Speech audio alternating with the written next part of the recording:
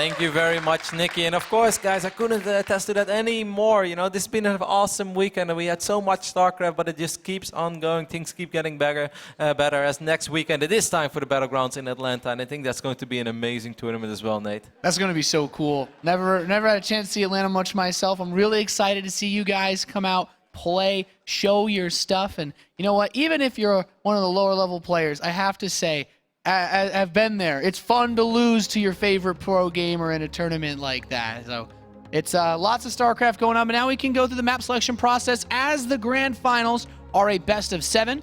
No vetoes. We have 7 maps. Yeah, we're just going to go through the order. Where do these guys want to play?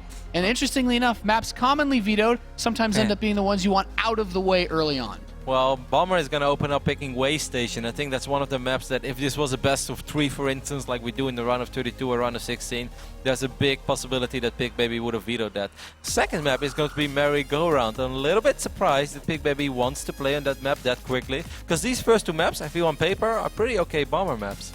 Yeah, the thing is, Pigbaby, we've seen him stick a lot on these 2-base styles, so even though maps like Way Station can have a hard-to-get third as well as Merry-Go-Round, I feel like basically Pigbaby almost doesn't care with the strategy that he's been playing. If he sticks to the same core style he used against Tasia, he could use that on pretty much all of these maps without too much trouble.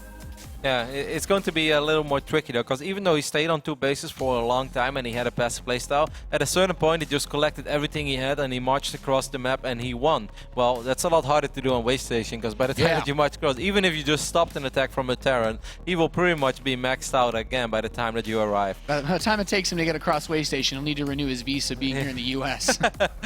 It's a long distance to go. Yeah. So Alterzim, I think, in Habitation Station to wrap things up. Habitation Station, I find to be the most interesting part of this because you want to get the tough maps out of the way first, but Bomber, I figured maybe would have picked that earlier. He had a pretty cool build that he used on and off the gold base yesterday against Alicia. I'm so thrown off right now because of your visa joke. Makes me very insecure, Nate. Then again, Nate is my backup green card if things go wrong. Right, Nate? I got you, Kev. Would you marry me, Nate? I got you. All right, we are getting ready for our grand finals. We're super excited. Hopefully you guys are excited as well. Of course, keep those tweets coming, hashtag WCS. You know, we said it in the start of the day. You look at the top 4. Any of the 4 players could have won. Heon being our reigning champ, Hart playing better StarCraft than I've seen him play since 2011, I would even say.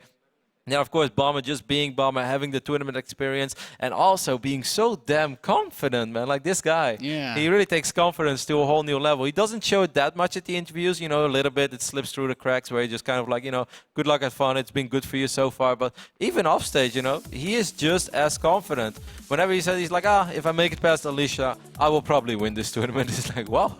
You know, normally people's like, if I make it to the semifinal, I'll be really happy. And from there, everything is a win. Bomber's like, no, if I make it to the semifinal, that means I'm going to win.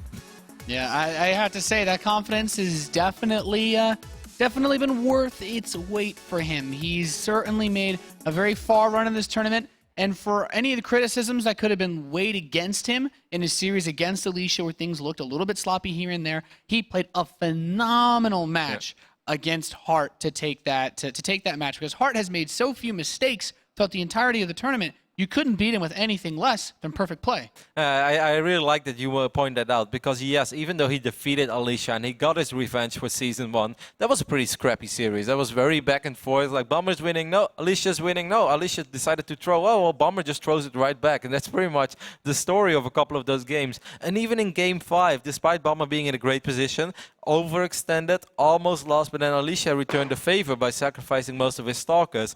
Now, if you're Pigbaby and you looked at that series, you're probably going to have a pretty hard time, like, you know, imagining what should I take away from this series, other than that this Terran is pretty crazy and he just does silly stuff. Yeah, it's, I couldn't have said it better myself. You look at Bomber's play, and you think, well, he doesn't play like any of the other Terrans I face on ladder, and nobody almost. And I think this creates a really cool series because Pigbaby has also brought out, as you said, a fresh style of Protoss versus Terran. You know, there's a particular unit, of course, that we've discovered he likes very dearly, but he also plays very heavy on Colossus tech. We know that he likes to play heavy off of Double Forge, and this is something that, if you're Bomber, there are things that you can try to work in against a style like this, but you need to be very careful because this is still, it's still a very defensive build from Pigbaby. Harassing him didn't really seem to do much for Tasia in his series yesterday. No, but I think a lot of the harassment that Tasia tried to throw at Pigbaby as well was like drop harassment, trying to catch Pigbaby off guard, which is very hard when he has vision of the entire map. However, just the sheer amount of units that Pigbaby had was just not that high. Every now and then he was defending against like bio armies between 20 and 30 supply with like 3 Stalkers and a Mothership Core. And like, somehow if it flies right into the Mothership Core and the Stalkers, yes, then he's going to be fine. But Bomber is also the type of Terran that loves opening, 1 Reaper, fast expand, 2 more Rexes, and then just try to go for an early poke, force out a Photon Overcharge, and follow it up with a bigger attack, still before Medivacs are out and stuff like that. And that could actually be very effective, because sometimes it's better to just go for the straight up engagement rather than trying to drop, because as scary as drops are, units being dropped one by one, it takes a little while before the full potential DPS is out there. But if you just stim into a natural, well, they will always shoot, and all of them are going to shoot at the same time. That's a good point. Bomber, I believe it was one of the Overgrowth games against Alicia yesterday. He just kind of ran him in. He's like, yeah, Photon Overcharge, be damned. I'm going to kill a couple probes and still escape with a reasonable amount of forces. So we're in the lobby for game number 1. It's going to be played out on Waystation. And this map, I really actually like this for Terran against Protoss. I feel like there's a lot more ways to use the airspace, and then if the game goes long, those island bases. Have you played many or any games on this map in PvT? I veto it personally as a Terran. 0, Nate. All passion is gone. You like to play on Frost, huh? You're like everybody else this season. No, I'm kidding, of course. I played quite a few games, and I couldn't agree more to what you say. We know Pigbaby loves observers. Well, he's going to have to produce a lot of them if you want to cover all the air distance or all the air paths on Waystation, as there are so many ways for Medivacs to fly across the map. Of course, there are Zelnaga watchtowers that can make your life a little easier, but still, there is so much airspace that perhaps, if Pigbaby would ever go for a 1-gate fast expand into a Stargate, just to get a Phoenix or 2 out there, this could very well be the map, because as awesome as observers are, it's almost impossible to see everything if you have the long spawning locations. However, we are loaded in our very first game of the WCS America Premier League Season 2 Grand Finals, and it is closed by spawn locations, Nate. That's right. We've got a close game, close spawns. Our first player in the bottom left, the blue Protoss. It is the Royal Rotor Pigbaby. And his opponent, a legend in his own right in StarCraft, who wants his first WCS America title from Red Bull. It is Bomber!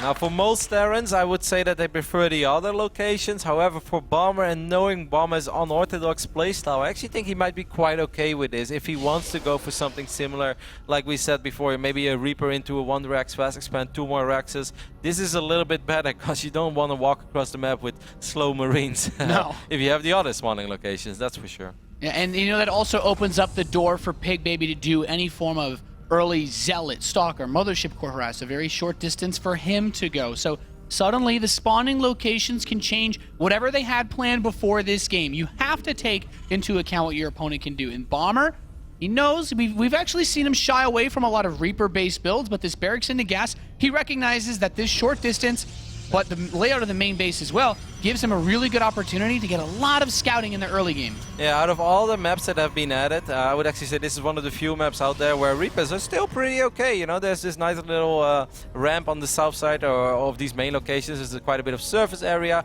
where he can hop in, and he can also hop out over here on the right side of the main base. So seeing him go for the Reaper over here does not surprise me all that much. No. Very standard on a map like this, and when you're playing against an opponent like Pigbaby, we've seen him stick to primarily one strategy so far in his Protoss versus Terran matches, but we still don't know what else he could have up his sleeve. There's still very little information about his playstyle that's available to see. Makes him a difficult opponent to scout. So if Bomber makes too many assumptions at the start of this series, things could fall out of hand very quickly. Definitely. Close eye. He's going to have to keep his eyes wide open. As I really just think this is an awesome best of 7 on paper. Both players definitely capable of going all the way. Like you said, we've seen it so many times where this Protoss player comes out of nowhere and just has the run of his life, ends up winning the tournament. But every now and then, at least with some of those Protoss players in the past, you could kind of feel it coming because you saw them play a couple of big series and you was like, wow, these guys, they're actually ridiculously good. If you play Protoss that well, you could potentially just end up winning the tournament. Pigbaby, I really did not see it coming. I expected him to maybe make the round of 16, maybe even the round of 8. But yesterday, you know, defeating Tasia, that is something. If you would have told me that, Nate, I would have said you're crazy. Yeah, I mean, Tasia's run was just so incredible. And to think that you have to play against the guy who beat him when he's the favorite player of the whole tournament, well, that's a tall feat. But Bomber's confidence has shown that he is not afraid of anybody. He's not afraid of any odds. He's not afraid of anyone that's betting against him at this point. And the opening for Bomber is definitely in the line of expectation. The Reaper into fast expand, adding 2 more Rexes. But now, oh, okay, this is a Stargate opening. And the Reaper is actually going to find it immediately. Bomber catching a little bit of a break over here. That is awesome. That is exactly what you are hoping for if you are Bomber. So far, so good, I'd say, for Bomber. I think this is everything that he wanted. And the thing is, if Bomber was looking at the games that Pigbaby played yesterday, this is not what he saw. He saw vast robotics facilities, he saw macro play, he saw a very defensive Pigbaby. Pigbaby is not going to give Bomber the luxury of making any reads or predictions based on the only games that you could really watch of him. So this Stargate means there's a lot of airspace that he can use to run around. And the Reaper, it'll watch for the front, try to see if any units leave, but what's most important is that Bomber keeps his defensive setup fine, which shouldn't be too hard due to his 3 barracks production. No, absolutely not. And I wouldn't be surprised at all if he still decides to, you know, go on a little adventure. I think he's going to drop an eBay in like real soon, just get a missile turret in both mineral lines, because just as matter of fact, it's also really hard to keep track of oracles on this map because there is so much airspace, especially around these bases, as the islands are basically next to your main. Oracles can fly around for days. So if I was Bomber, I would definitely throw down an eBay, just get a missile turret in both mineral lines, and then go on a little adventure with those bio units that he has, and that pretty quick stim pack that's already 60 seconds in. You make a really good point, Roddy, and I think what Bomber is setting himself up to do is just that, an early Marine push with this stim. What the? What? What? No. Yes. Yes. He's building a fleet beacon. Is there any way you misclick and build this? No. Okay. You actually know a surprising amount about Tempests against Terran in the early game. Yeah, so. but not with 2 starport? What? Double. It's not carrier. It can't Double be carrier rush, no. SOS style, baby. But that was on the biggest map, and this is like the smallest. This is like Steps of War carrier rush. I don't know. This guy just keeps blowing us away with ridiculous builds. As we can see, the Oracle is going to try to pick away at a couple of these SCVs. You know, gets the one that's building the bunker. If this Reaper scouts it, Bomber is going to ask himself, like, is this real life? This can't be for real. Oh, he jumps up. He sees the fleet beacon. There's a carrier on the way. He's rushing carriers, Rotterdam. This is not your Letic. This is not Fun Day Monday either, guys. This is WCS America Grand Finals. And we just see someone opening up with an Oracle straight into carriers. Well, I don't believe it. If I was Bomber right now, I'd produce nothing but Marines and run across the map and have the time of my life. Seeing carriers already makes this one of the top 10 Grand Finals ever. Imagine if Bomber brings like 2 or 3 SCVs now and just like goes for a missile turret contain. How amazing does that sound, mate? Oh man. All jokes aside, that would actually be quite okay, wouldn't it? The thing is, this push has so many Marines that Bomber, this is so much DPS. I don't think you can play a macro game past an attack that Bomber makes, because he's either going to kill the first carrier and everything else, or like run up the ramp, or the carriers kill all the Marines and then Bomber can't stop a follow-up counterattack. I must say, Pigbaby has got a surprising amount of gateway units out of his single gateway. He got like 3 stalkers and 4 Bomber's zealots. going to charge this ramp. The first carrier's not out yet. Zealots are cleaned up. He steps forward, kills the Oracle, but the Nexus is here. He's bringing his probes. The stalkers go down. The first carrier is out on the map to defend against these Marines. It's being pushed back to probes. Meat shielding perfectly so far, and I don't know if 5 Marines can beat a carrier. I never get in this situation. No, they won't, but will they get a lot of probes? I do kind of feel that they got quite a few, they got quite a few for their efforts. The carrier does clean this up. However, we have to ask ourselves the question, Nate, at what cost? At the Plus cost? 1 attack. He is committed. He is as committed as you are ever going to see somebody to double Stargate carrier. And the craziest part is, as many workers as you lose, carriers take so long to build, he can actually afford to still produce 2 carriers. Well, not right now, but soon he will. upgrades, man. He does have to replace the mothership core. Bomber killed 14 workers, but at least he knows what he's up against now. And this is one of the situations. Normally, you're like, okay, I want 3 tech labs, 2 barracks. This is how I was told to build my racks. No, he wants a lot of reactors. He needs Marines to fight these bad boys. Yep, he's just gonna get as many Marines as possible. We see the carrier upgrade being fired up as well in the fleet beacon. That's gonna help out a lot, make the DPS so much higher. But I don't think that Pigbaby will have anything else than carriers. And as amazing as they are, we see a hidden command center go down, by the way, in the right bottom side of the map. I feel the damage output of 30, 40 Marines. If he has like 1 Colossus in the mix, that changes everything, but there's just no way that he can afford it right now. Yeah, this is one of those times where, as cool as this composition, as cool as this this strategy that Pigbaby's going for can be, the Terran handbook says hold down the A key once you select all your barracks. Yes. Build a lot of Marines and stim. And this is, there's no area of effect damage, so you're relying on keeping the Marines away from the carrier so that the interceptors can do their dirty work.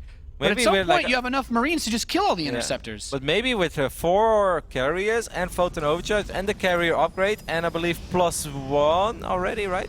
Yeah, he has +1 carriers. With force fields and a Photon Overcharge, this actually could be a little bit dangerous. Like, Bomber has to be careful as well. He picks up a couple of interceptors immediately. There goes Photon Overcharge. That is a lot of interceptors, Nate. Yeah, he's going to pull back. He's still rebuilding them. The craziest thing about all of this is that, I mean, he actually might even look to take the island base at some point. This is just so nuts because those Marines are a big gonna threat. attack. I really like this hidden base in the bottom right for Bomber. I think his Marine production, he's making 8 Marines at a time. He's got his +1 attack. Pigbaby has a lot of gateways, Nate. He's looking to attack. No. This is a timing, Nate. This cannot be. This is a timing like we've never seen before, that's for sure. Oh my God. 13-minute +1 carrier timing. 38, I mean 40 Marines is scary, but there are 7 Zealots, 9 Sentries, a lot of force fields could go down. Guardian Shield is going to help out a lot. +1 carrier, I refuse to call it a timing, attack at 30 minutes and 30 seconds. Here we go, force fields go down. Is this actually possible? Marines coming from the back too, interceptors going down, picks off the first carrier, second carrier getting very low. Pigbaby's trying to pull it up. He manages to keep it alive, but the force fields have run out. The Marines are still pressing forward, and Pigbaby, his carrier push has been stopped for now, trying to whip in some additional stalkers, but the Marines got under 1 carrier left. Bomber is going to be able to pick up the air fleet, and with that, take game number 1 of our grand final for Season 2 Premier League. Who said that we've seen it all already in StarCraft 2? Well, Pigbaby is showing us that he loves more than just observers. It's a type of game where even though you don't win, you win the hearts of so many nerds around the world. I'm glad I got to see that game. Me too. Being this close to a game like that warms my heart. I mean, we saw Jack G make... we saw SOS do it against Jack G, but that was an Altazim stronghold, like you said. And then, of course, we saw Innovation do it once upon a time against SOS as well. Or it was SOS back then doing it against Innovation in the finals of Season 1 last year. Look, the first carry dies really quickly, and Bomber did a really good job in engaging this army from 2 sides. Otherwise, the force fields could have been an absolute nightmare to deal with. Yeah, the craziest part about this is that it actually could have worked if all of Bomber's army was in the natural. Being able to spread those 40 Marines on the south side was really what made this work, because he just didn't have enough force fields to hold all of it away. But if that's the first game of this grand final, man, I don't think anything could excite me more than game 2. It's so funny because like in the start of the game, everything went kind of in the line of expectation. You know, Bomber going for the 1 Reaper fast expand with 2 more Rexes. And I said it in the start of the game, if there's one game where I think Pigbaby is going to go for a 1 gate fast expand into a Stargate, it's probably Waystation because of all the airspace out there, and also just to show us that he's able to mix it up. Well, I was right about the 1 gate Stargate, Nate, but I did not I did not see the carriers coming. Nobody expects the carriers, Rotterdam. Oh, man. So map number 2 Bomber is like, man, WCS America is really crazy. They told me it's a little different than the other regions, but carriers? You know, he came here and they said, you do have the freedom to build carriers. He said, that's an opportunity that only comes once a lifetime. He's like, I've never had this amount of freedom. I never went over here all the way to America. He's like, you know what? I'm going to use it. I want to experience what true freedom feels like. Well, and it feels like carriers at the 13-minute mark. +1 carriers. With the Graviton catapult upgrade. Man. All right. Well, that was one hell of a game to kick off our best of 7, but there are many more games to go. I think it's almost impossible that this is going to end 4-0 one way or the other. We know that Bomber is, I think, pretty good in this matchup. And even though he already said that he's worried about the Caspa Cup, which he already got a seat for because there are a lot of Protoss players there. But I think he's okay in the matchup. But it's also a lot about his unpredictability. You know, it's hard to expect Bomber in general. There are a few times where you can say, all right, I think Bomber is going to do X or Y. But he's not a very standard straight-up Terran. However, he just realized that he's also not playing against a very standard Protoss. No, both of these guys seem to be crazy going into this series. And I think that makes for a slightly more awesome finals than we'd expect because you get to see things like carriers. Who knows? Maybe even if you cross your fingers, you do your chores, keep everyone happy. Maybe you'll get a president from Battle Cruisers.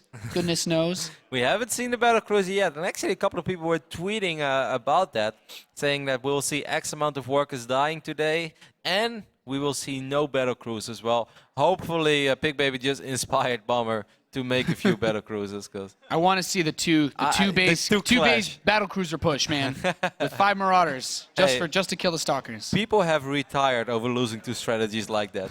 Go easy now, Nate. We like Pigbaby. He's new to our scene in a way, even though he's been around for a while. He's new to the big stage.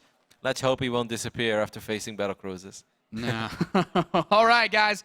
We are loaded in to game number 2 of our grand finals for WCS America Premier League Season 2. And our first player in the top left, he's up 1-0. It's the Red Terran from Red Bull. It is... Oh, boy. Take son. Take. Our friends in Germany bring you guys some awesome multiple language coverage of these great games. Yes, of course. If you want to work on your German, make sure to check out Dan's stream. It's awesome.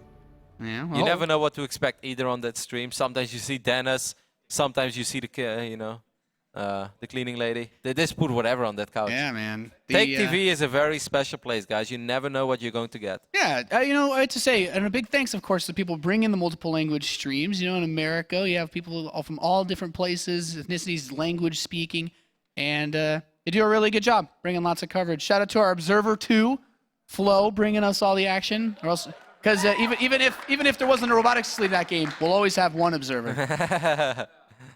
That's right, Nate. That's right. It's been an amazing season. It's been so much fun, especially over the last 7 days. Like we said so many times already, every now and then you think you've seen it all, but this week I've seen a lot of crazy things in the beautiful game that we call StarCraft 2.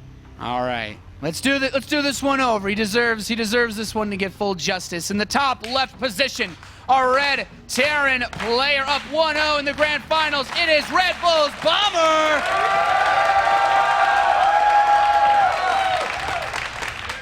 We saw the first carrier built in maybe 6 months of pro games. His opponent in the top right, who built the first one, the blue Protoss player, the Royal Rotor, it is Pigbaby! I love that baby chant. Man, this guy definitely knows how to gain some fans, man. Yeah. you have the niche observer fans, and then you've got everyone that loves carriers. Interesting. We see a gas first opening over here by Bomber, and that, if there is one build that in general I really wouldn't do against the Observerman himself, is too many of these factory openings, which often rely on, Widow Mines being in a tricky position, hoping that there is no Observer out there yet, and you definitely want to do some damage, because we saw that yesterday. We saw when Tasia played against Pigbaby on King's Young Station. If you open up with gas first, if you rush to a factory, and you just don't do any damage with it, well, Pigbaby will just go up to 3 bases, double forge, and he's going to be 20 workers ahead in like 10 minutes into the game, and that is almost impossible. Yes, then you might be able to micro very well, you might be able to get some good engagements, but at sweeping leaves on a windy day, there is just so much Protoss that you don't want to deal with that. You don't want to put yourself in that position, so a little bit worried for Bomber. Yeah, there's 2 things about what Bomber's doing that I either like or really don't like against what Pigbaby does, and it depends on whether or not Bomber does that thing where he gets the factory and then just expands. He doesn't go for a starport, he doesn't play Widow Mine drop, but to your point about the observers that Pigbaby builds, we also see normally that he tries to get out of his whole composition a lot of stalkers early on before he moves into his upgrades. Only ever usually 2 observers, but they come in pretty early, and if you do a mine drop versus a player that opens with a sentry, you can get into an awkward space where the Sentry doesn't have quite the damage output to kill a Widowmine, to kill the Marines. Pigbaby, he'll want to be aware of what's going on, and I already like that he gets this Stalker straight up from his gateway. He's not going to rush out a Nexus, as scouting and having mobile units like these Stalkers to defend will be tantamount to his preparation. Yeah, Bomber not really committing to a quick starport build over here, as he sort of stopped mining gas. He just got his reactor. We asked him about this, and Bomber just kind of replied in a Bomber way. You know, it didn't really make any sense. We're like, Bomber, why do you do it? It's like, well, it's my build. I was like, okay, so why do you do it? It's like, it's a pretty good build. I was like, Bomber, give me something, man. Like, I want to enlighten the people about your build, but he didn't really want to give us a whole lot. Of course, the bottom line is, all jokes aside, that this is a pretty safe opening for Bomber. You know, he's going to get quite a few Marines, has that early reactor, he's going to get a defensive Widowmine. But, you know, normally you do delay your command center quite a bit with this. But this time, Pigbaby did go Stalker and Mothership Core before the Nexus, so it's not too bad for Bomber. And Pigbaby builds a Stargate again. And you know what? I'm just gonna say, I want it to be an Oracle. I don't want to believe that he is that guy, insane enough to do anything remotely close at all to what he did in the last game.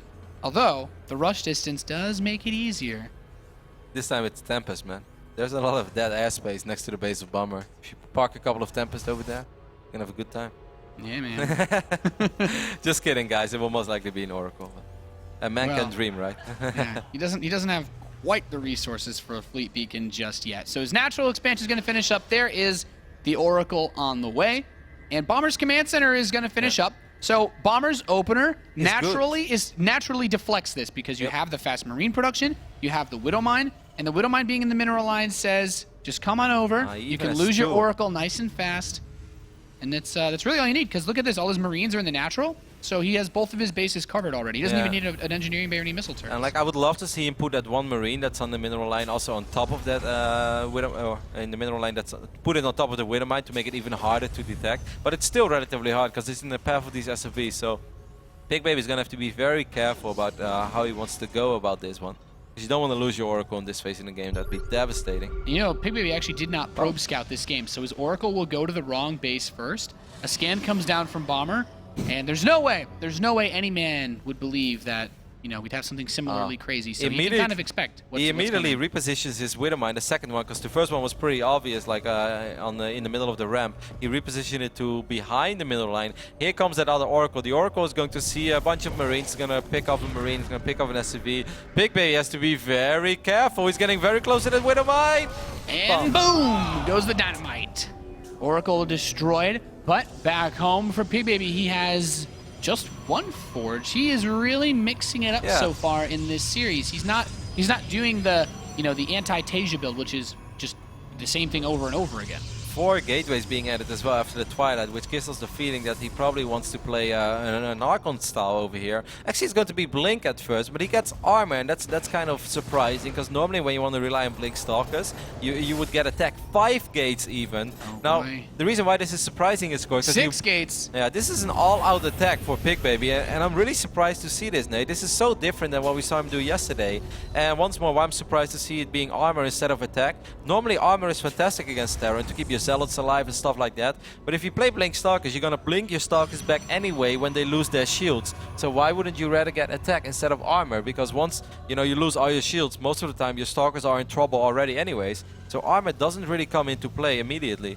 Yeah, this is an interesting choice from Pigbaby. And the thing is, based on the way that Pigbaby played all of his games yesterday against Tasia, I think he's kind of enticed Bomber to play greedy this series, which Bomber hasn't done, to say the least, but it certainly would work well. Oh, these two medevacs. Yeah, this is really risky. Bomber threw down a scan, which also is something that doesn't happen every single game. And he scanned the Stargate, and normally Protoss players just macro up behind that, They go for Colossus, they go for Forges, upgrades, and all the good things. So Bomber right now feels that this is a phase in the game where he should be dropping. Fortunately for Bomber, Blink is not ready yet. It's so important that he sees the army. He doesn't see the army yet. He is so incredibly close. Now this is, well, Pigbaby sees this army. Blink is about ready, so he can blink and pick off these medevacs. Bomber is probably really surprised, but what are you doing with all those Stalkers? This is actually really good for Bomber. He gets out of it and he sees the amount of units, and he saw the gateway count too. He knows he's in a lot of trouble. Heading back home, the bunkers should start up any second now. Still none. One more tackler being added as well immediately for Bomber, as he knows that it's like, okay, well, this is not what I expected. Now he throws down the bunker nade. A great call, of course. All he has to do is survive. The longer he survives, every second that passes is a second in favor of Bomber. He's currently having a minor worker lead, but above all, these Stim Marauders are going to do fantastic against Stalkers. Oh, wow. Widowmine gets a great shot off. Does a really good job peeling off shields too. Bomber stims. He's got the high ground ramp. Vision picks off another one of these Stalkers, and not so bad. Oh, Bomber's going to bring his SCVs. He knows that this is a fully committed assault from his opponent. First couple force fields will drop, trying to kill off these SCVs. The Oracle giving vision to help kill the Widow Mines is nice, but that bunker still stands. There's a lot of gateway units here, though, Roddy. Yeah, there is, but still, the bunker is going to fall, actually, but we still have 3 Marauders alive, and these Marauders are so important. Bomber who has to perhaps pick up the units, but that's so risky against Blink Stalkers, so he's just going to retreat forward, Blink. Now he's going to lose a lot of Stalkers, though. That was a risky forward Blink, but is it going to be enough? I guess it will be. The chance for Pigbaby going. He jumps up. He just has a few units to stop this. More and more Stalkers being whooped in. GG. Pigbaby ties up the grand final. Wow, Nate, a little bit surprised that Pigbaby was able to make it work.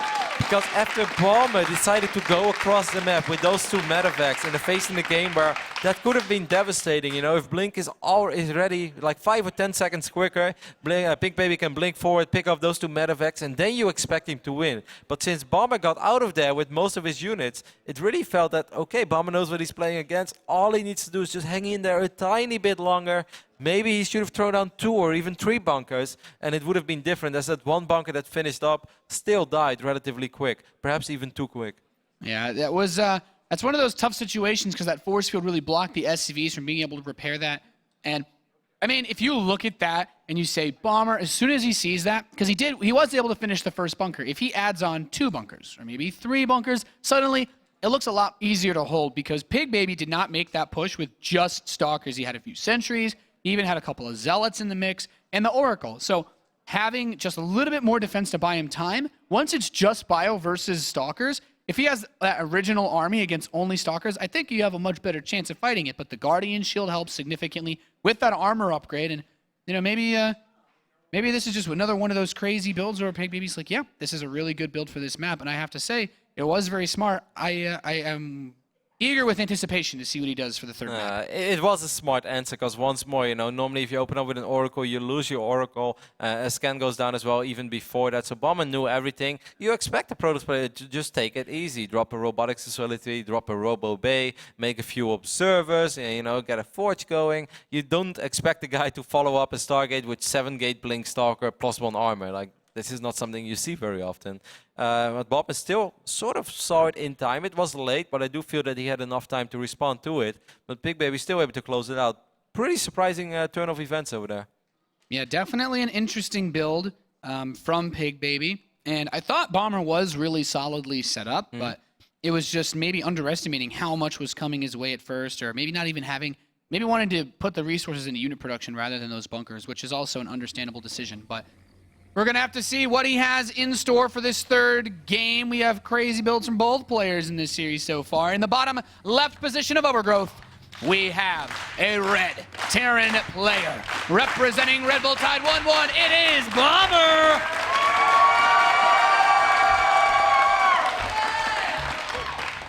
And in the top right position, the blue Protoss player. He's teamless, but not for long. It is Pigbaby!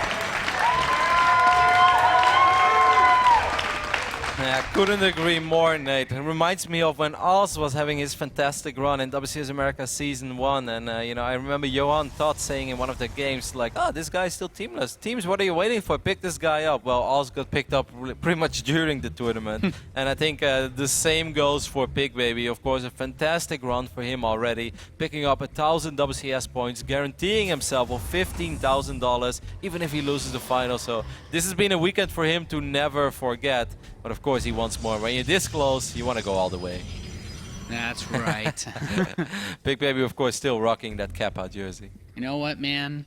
I'm half tempted to offer to buy it right off him if he wins this. I'm sure with the prize money, if he won this tournament, he could buy himself 100 Kappa jackets. You know, there are plenty of Kappa jackets out there right now. No, but there's not many tournament winning ones. Bomber's opening up with 2 barracks. And this is kicking it a little bit old school. The old 12-14. Don't see it terribly often. No, once more, this is kind of what I'm expecting throughout this series. You know, we saw 1 or 2 games play out standard, but both of these guys are a little bit out there. They're not afraid to do things different, and I think that's why this was such a beautiful final on paper, and so far it's definitely living up to that expectation. These guys are going to play different. We're going to see an unusual turn of events in TVP. Oh, man. Okay. That was close. He's turning back. He's waiting to see the SCV come down because this is a time where the SCV should come to build a command center. So Pigbaby has good reason to keep his probe here. But if that SCV, look at this bomber, so smart. He's not even moving his SCV away from that barracks yet. Oh, okay. Oh, the probe sees the SCV leave. You might think that there's something there, but maybe it's just the one that was coming to build that command center. Exactly. He can't be sure just yet. Nope. At the same time, Bomber is scouting on the other side of the map. He's seeing that so far everything is normal, even though we see a pros player already mining off his simulator with 3 probes on each gas. Now that is a little different, because normally he has 2 on gas in this phase in the game. Now Bomber drops the command center, you know, like everything is just normal. It's like, no, Bomber, you dropped another Rex already, so you're supposed to do something with that, but apparently, Nate, Bomber doesn't feel so. You know, I used to think when oracles were first becoming a thing, you'd always worry about if you open with 2 barracks like this, and that's fast 3rd barracks, you have enough Marines to hold off most any early aggression that your Protoss opponent could bring to you. So as aggressive as a 2 barracks play sounds, it also can be surprisingly defensive, and it can work out really well like that. He's going to see this probe at the natural. He sees the Nexus drop, which is very important. So this gives him a choice now, because before the Nexus completes, he cannot photon overcharge it. In fact, he's going for a quick sentry after this, so not a lot of firepower if Bomber decided to push. I'm really curious what is going to be the next building of Pigbaby. We saw him go Stargate twice. This time it's going to be the robotics facility, because of course he was mining a lot of gas. So what you gonna do with all that gas, Pigbaby? Well, Pigbaby's gonna make a lot of observers, that's for sure, Nate. Yeah. Bomber's finishing up his command center back home. I still think that there's a little bit of work that could have been done with these Marines, but he'd rather play it safe. Rather play safe than sorry. Even sacrificing a bit of economy, but 3 gateways. That's 1 more than he normally gets, so I'm a little bit surprised by it. Do you think he's going to open up with a Warp Prism? I know we've seen him bust out the Warp Prism play once he gets his Colossus count up, but with his probe still out on the map, he certainly has a lot of options. But whatever the case, he's going to run into a lot more Marines than he was expecting whenever he decides to make his early push, if he decides to push early on. Oh, an Immortal! An Immortal. Well, this doesn't detect units, Roddy. No, not yet, but there's no need for that. I'm really surprised by this opening so from Pigbaby, even though not a whole lot is happening, of course, in this game. So you guys probably wonder, like, you know, what is so fascinating about it? But it's just all a little bit different than he normally does it. Normally he has 2 on gas, now he has 3. Normally he adds 2 extra gateways, now he adds 3 extra gateways, which almost gives me an idea, like, perhaps Pigbaby is under the impression that Bomber switched to Zerg and he wants to Immortal Sentry all in him. We've seen it before. And the scariest part is, I think it's going to be... if Bomber scanned him right now, he would see what... If he scanned just in vision of where that robotics facility is, he would see what looks like the standard setup that he had in all those games against Tasia. Unless he could see the Immortal. That's the really important part. But, I mean, if he scans there, then he would also see the observers. And 4 sorry. Damn, observers are on my mind. I don't mean observers, I mean sentries.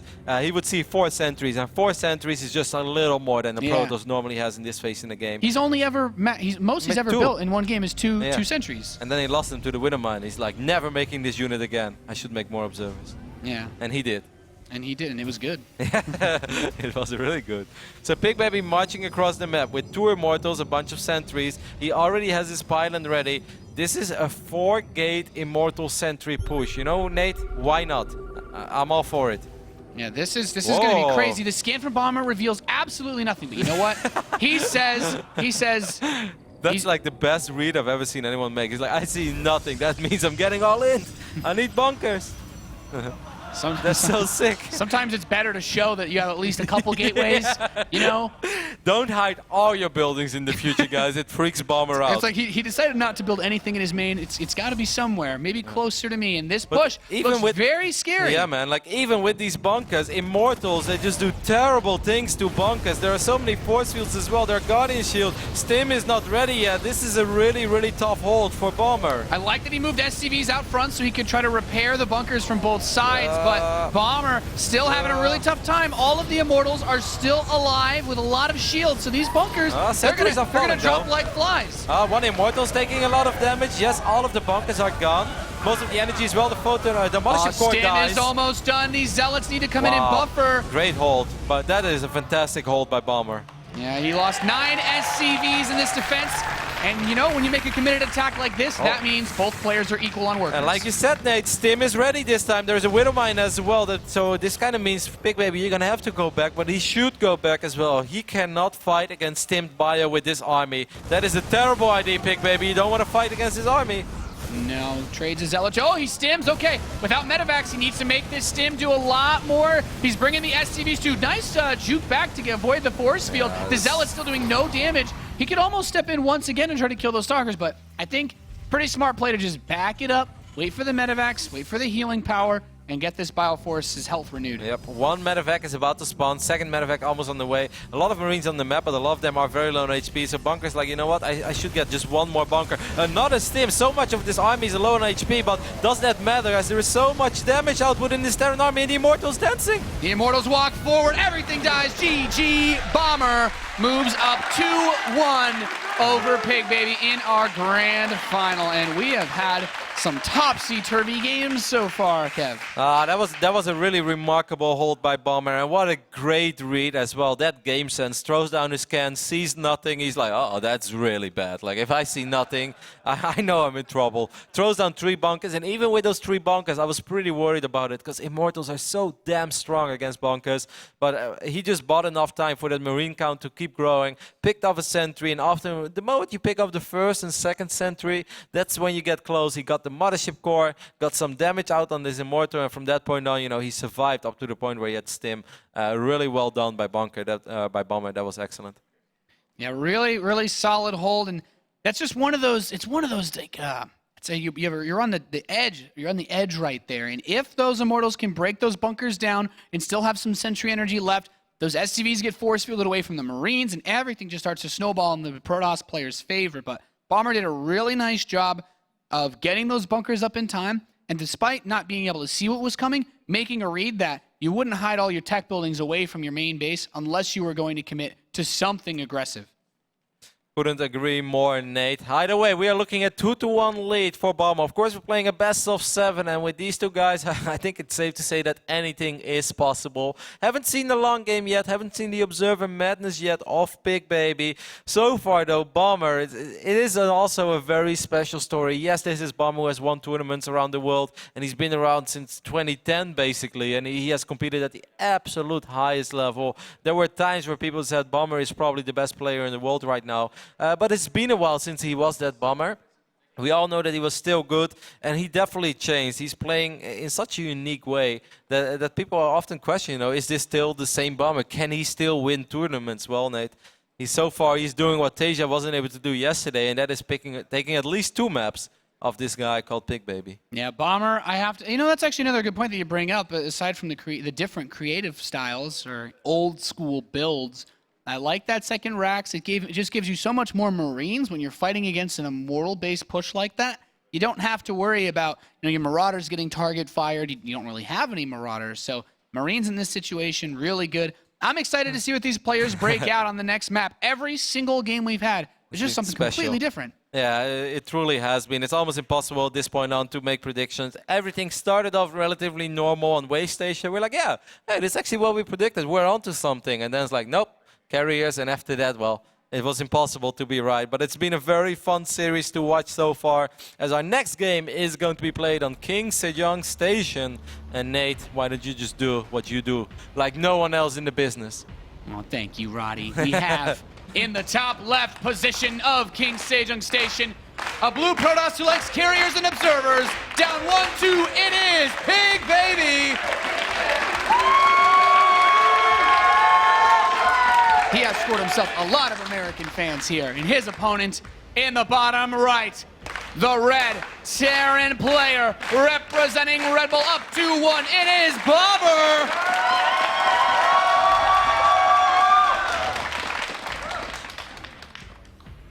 I'm almost afraid to ask this question, Nate, but what do you think is going to happen? Oh, you know, just probably command center first, net 1 gate expand, robo, totally normal game, nothing weird at all. Yeah, I don't think it's going to be command center first. Bomber not really our command center first guy in general. No refinery going down yet, but will most likely drop the Rex right now. Could definitely be a Reaper Fastman, or could also be like his silly factory build where he just gets a reactor and then he's like, yeah, I got a factory, but other than one Widow Mine, I don't really want to do anything with it. We'll see. I think out of all the maps that have been played out so far, this is the map where we'll probably see Pigbaby just go back to you know, what he was so successful with yesterday, defeating perhaps the hottest player in the world right now, Tasia, 3-0. Pigbaby, you know, the craziness has happened. 3 maps have been played. You still have plenty of time to come back. From this point on, it is really important that you play rock solid, and I think we're going to see a very solid Pigbaby. Yeah, I would not be surprised when you're in this position. You're 2 games away from losing this this first ever Grand Finals appearance in a tournament like this. And he's going to probe Scout. He wants to know what's up. It is a delayed gas build from Bomber. Not necessarily an aggressive opener, but it does give you access to Widow Mines fast enough to defend against most standard Gateway Expand into Stargate builds, while also having the option to get a fast expand and then do a follow-up drop with Widow Mines. Also, no scout from Bomber yet. And if you guys remember, whenever Bomber plays a best of 3 or a best of 5, he always vetoes this map. He hates it against Protoss for the plain reason that he feels it's almost impossible to scout everything. He's like, there are so many builds that are strong of Protoss, and even if they don't do any of those, then I wasted so much time by scouting that I still feel that I'm behind. So in general, if there's one map where I feel like, you know, Pigbaby should have a nice advantage, it is probably King Sejong Station. And it's really interesting where he's going with his little probe, by the way, on the right side. For a second, I thought that he was going to proxy anything, but everything is standard. Nexus and Mothership Core on the way. Yeah, this probe could still have some crazy nefariousness up its... Oh, there's the pylon. So, I can't imagine... This isn't really... I mean, you could go closer if you want to do a Stargate, right? Yeah, you could do it closer, but then it's also easier to scout, perhaps. I definitely think it's still going to be a Stargate, which I'm surprised because I didn't expect that in the start of the game. Meanwhile, via the Twitter universe, I have no idea how to pronounce that. It's at Priberum. He says, amazing crowd. I have no idea, but he does say it's an amazing crowd, and I couldn't agree more. You guys have been awesome. A lot of the people actually have been here like every single broadcast. Round of 16, they showed up. These guys, the passion is alive and real. Yeah, it warms my heart, guys. You're awesome. You know, they are the third commentator at this desk with us, bringing the hype. That's right. Make our job so much easier. Like, guys, bring the hype. Like, no, we don't need to bring the hype. The crowd is bringing all the hype. We just talk about barracks and factories, and that's all we do. And observers. Yeah, and that keeps them going for days. Alrighty, all jokes aside, Bomber is doing something very interesting, Nate. He just decided to add a reactor to his factory, and the starport is on the way. So once more, a very unique opening over here from Bomber, while we did see the Stargate being proxied. And this is also one of those scenarios that can go in so many ways. There's a good chance that by the time that Bomber moves out with his units, an Oracle flies in and completely unprotected base. And that would, of course, be the worst case scenario for the Red Bull Terran. And that would be him probably cursing in Korean. And that's why I hate this map. This always happens. Now, the thing is, with this map setup, Bomber, his build order is as cheeky as you might say it looks because of the Hellions. He does have enough Marines to defend an Oracle. He can defend one of his bases, but not both. Yeah, the Hellions will probably go out soon, though. And as soon as the medevac is out, I think he's going to pick up these Marines and fly out. So it's really... Look at Pigbaby. Pigbaby is keeping the Oracle on the right side just for a small second. And we even see a second Oracle on the way. No. This could be that 5 Oracle build. I mean, we've seen that before. Either way, this can be very bad for Bomber, because as soon as these units show up, yes, Bomber is going to kill a lot of workers, but he's also going to lose quite a few workers. Yeah, you don't walk away from 2 This to is 5 going to be a Oracles massacre unscathed. on either side. Like, Yeah, it's going to be this- really difficult. Could be a double massacre. But this is the yeah. But this is the moment where you say, God bless Photon Overcharge. It is beautiful being a Protoss. Yeah, the drop's going to land in the main base. The Hellions running into the natural. Photon overcharges. The natural expansion focuses down all the the medevac, probes. but the Hellions run in and they can catch these Stalkers. He's going straight for the worker line while the Marines pick off the Stalkers. This is quite nice. The Oracles run into the main base of Bomber in the midst of all of this. Going to town on these SCVs. They're on the run, but Hellions can chase probes far better than Oracles chase SCVs. Wow, Bomber doing an insane amount of damage. Ignored the Photon Overcharge in the natural. Just ran out to the main and killed so many workers. Of course, this massacre is not over yet. Like you said, Nate, this could be a double massacre, and that is exactly what it is. Well, these guys just can't play a normal game. They both killed 20 workers at this 8-minute mark. You know, lucky for that guy that won that Heart of the Swarm game, man. A lot of the workers are dying in this game today. Yes. You know, what does this even mean for the state of the game? Well, Protoss doesn't have mules, but he does have a third Nexus that's about to finish. Yes, and he is still 10 workers ahead, but he has a very, very weak army in a straight-up engagement. That Widowmine could have done some serious work. I like that he put the Marauders in his mineral line. It's like, Yeah. lay back, shoot up. Doesn't work like that. That should actually be an upgrade. Your Marauders can now sunbathe and shoot missiles in the air. Maybe they can tan a little bit as well. That's awesome. In your tans, Roddy. Oracle's going over towards the natural. You know, he's decided to move all of his SCVs away. That's one way to counter it, just not have workers there. But like I said, this is such a bizarre scenario. You know, if nothing happens in the next 3 minutes, then it's very good for Pigbaby. But with Stim finishing up, I really do have the feeling that Bomber wants to make something happen. And in a straight-up engagement, I really don't see any units of Pigbaby that are going to be strong against Stim Bio. So this is a very bizarre, unique scenario once more. That it's really hard to say how it's going to play out from this point. Yeah, these Marines. Oh, the Oracle runs straight Oracle. into the Marines. What? There's the Stim. Why doesn't he He's fight? running away. I think the Stim Bomber, Marines he's- could have done it originally. Yeah. Oh He's my running to his Widowmine. Oh, well, Okay. he's getting one. He's going to kill one. But you Yeah, know what? I Without totally the agree medevac, with you. Yeah, he just lost a lot of health.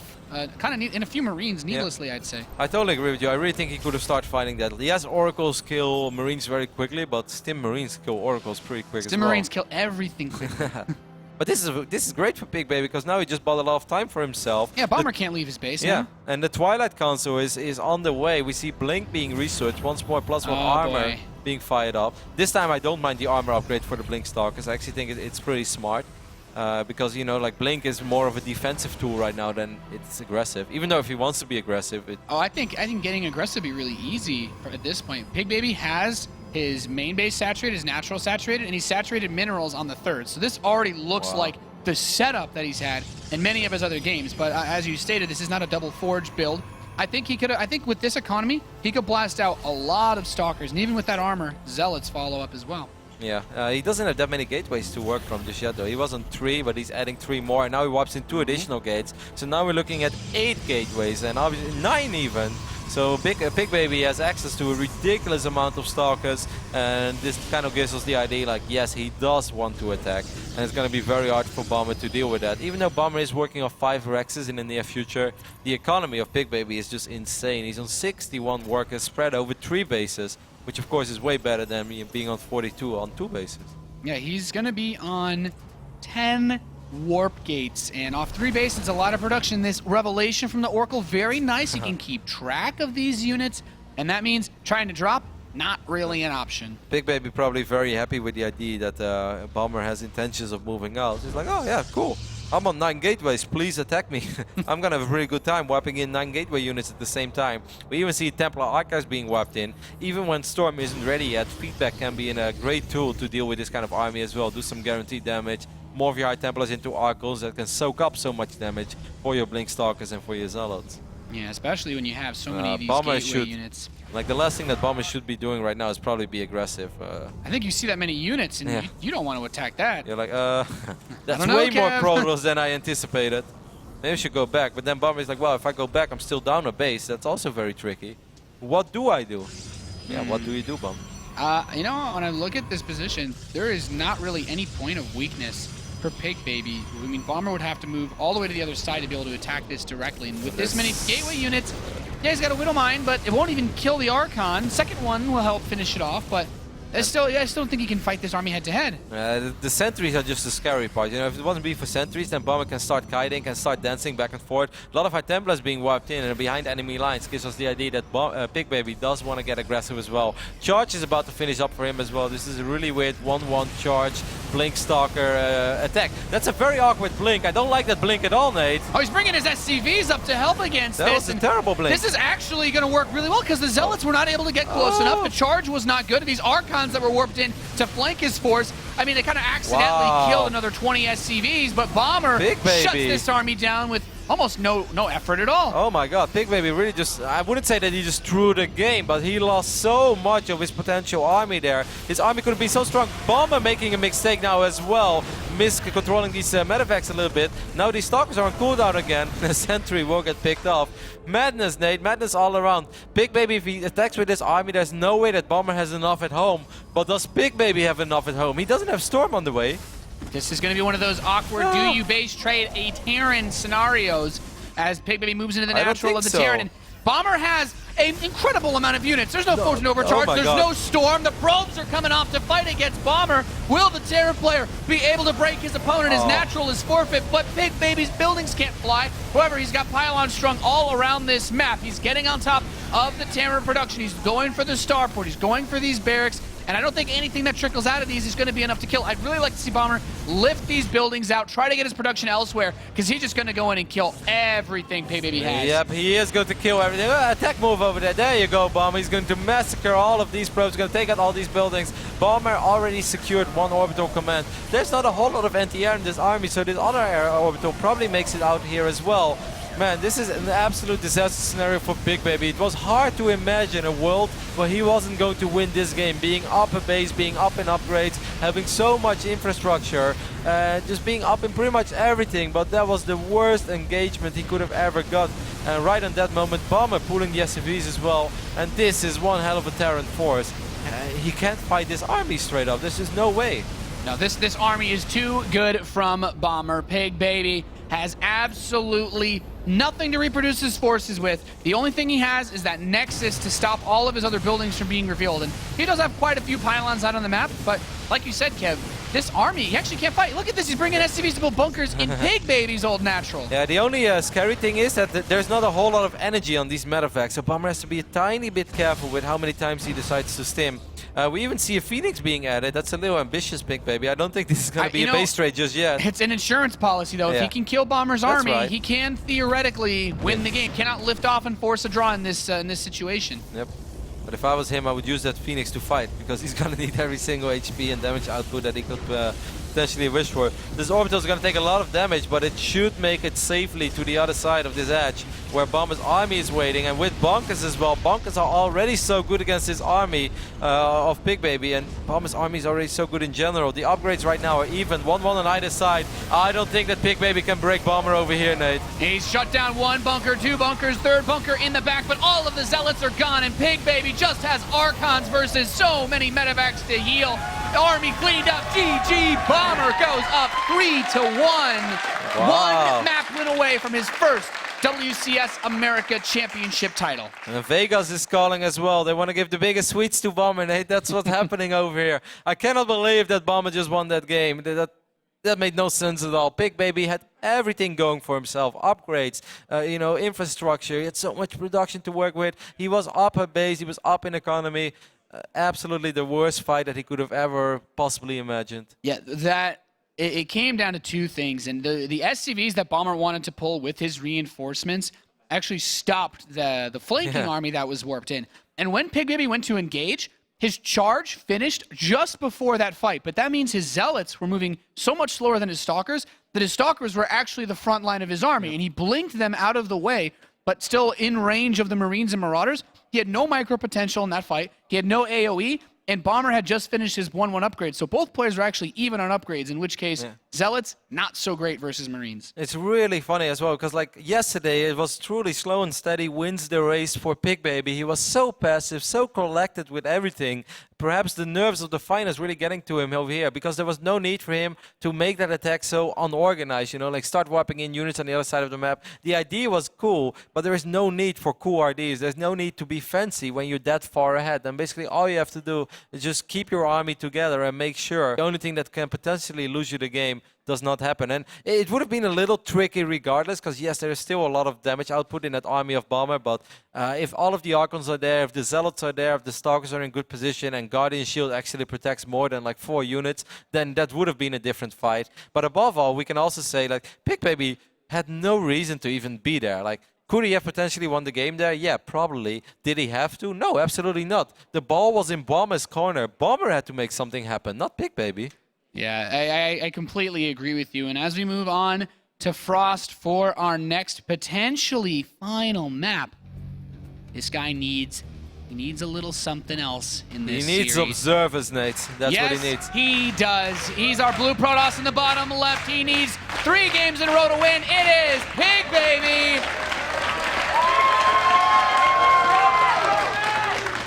And his opponent, who has, he's one of the older guys, but man, he's done so well in the bottom right. Our Red Terran from Red Bull, it is Bomber!